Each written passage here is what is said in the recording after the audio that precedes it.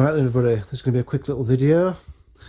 Way back when in Christmas time, I got these two USB connectors for my Discovery 2 from this place here.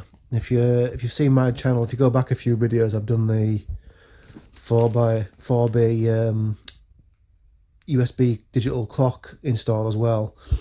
But these are for the rear boot compartment, because I've now upgraded to a different stereo, well, an aftermarket one. The rear audio controls are now, well, they're useless now, so I thought, why not make use of them?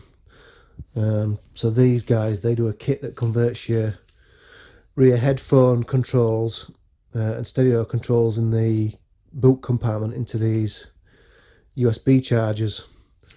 So obviously if you've got any passengers in back, like kids and that, they're always messing about with phones and that, so they'll want something to charge up in back. So I've got these. I've finally got around to messing about with them.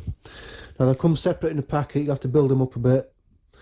You have to obviously strip the wires down to expose them, and then put them into the relevant slot, if you will. And also the circuit board, you'll have to push into there, into the actual fitting itself, and just tighten it up with that screw there. And once you've done that, strip both of the other ends, so that when you come to put it in the boot area, which I'll show you in a minute, so you can tag it into the wiring in the back, and it's that simple really. So obviously one for each side of the truck. So we'll go out now and I'll show you it. Right, so we're in the back of the Land Rover now. As you can see, you've got these two in the back. I don't know what models these come in. My model's an ES, so it's quite a top spec. So I don't know what model you've got. If you've got them, this is how you take them out. Just grab yourself a flat blade.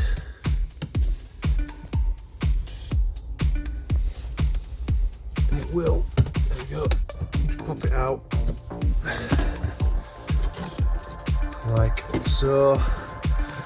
Twist it over. There's a push clip there, just push that in and it'll come off. Whilst I'm holding the phone.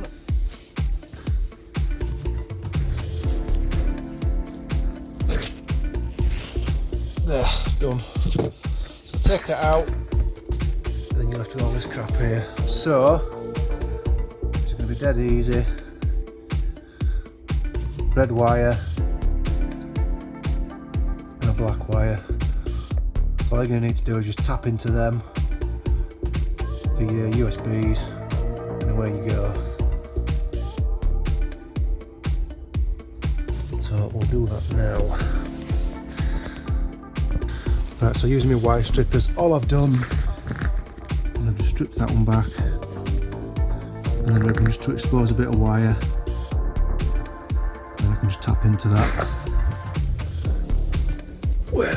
Here we go.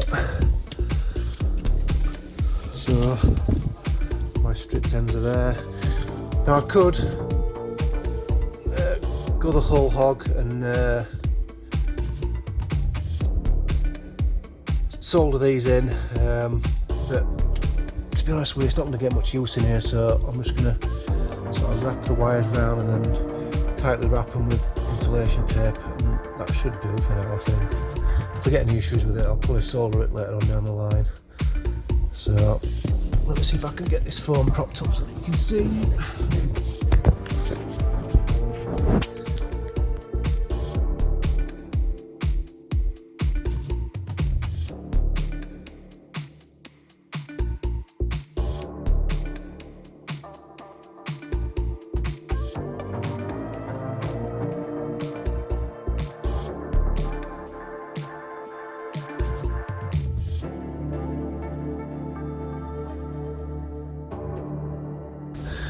Right, so a quick one, bit of an update.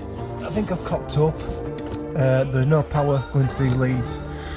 The reason being, because I've got rid of the original head unit, there would have been a chocolate block connector going into the back of it for the rear audio controls. And obviously, because I'm using aftermarket head unit. These are no longer in use.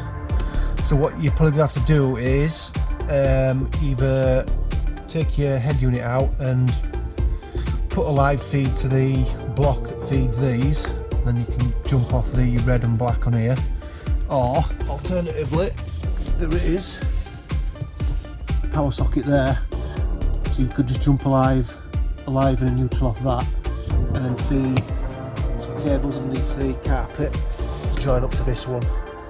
So just bear that in mind if you're putting these in and you've got a different head unit, you won't have any power to these. So you're going to have to find a way of powering these up. Or like I said, jump in across from there. But I think I'm going to have a go at pulling the head unit out of there and try and put power, jump a live feed across onto the block that feeds to these, and get power supply for them. So yeah, just a quick update to let you know that that's where we're at. Right, so it's that simple. I've just tagged into them wires, put some insulation tape around it, and then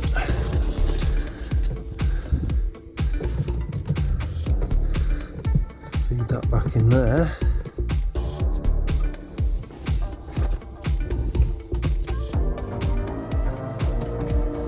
Again, you bugger. It matters which way it goes really. I'll put it circuit board tip back, just like that, and then it should, there we go, push in, done, that easy. Obviously other side to do, but you don't need to see both sides. Then just stick your ignition on and test them, and that's it. So that's one nice little mod that's just been done. So I've got USBs on the digital clock down there, and I'll have 4 there and 4 there, so you can never have enough charging devices, can you? Right, signing off, over and out. Thanks for watching, I'll see you again soon.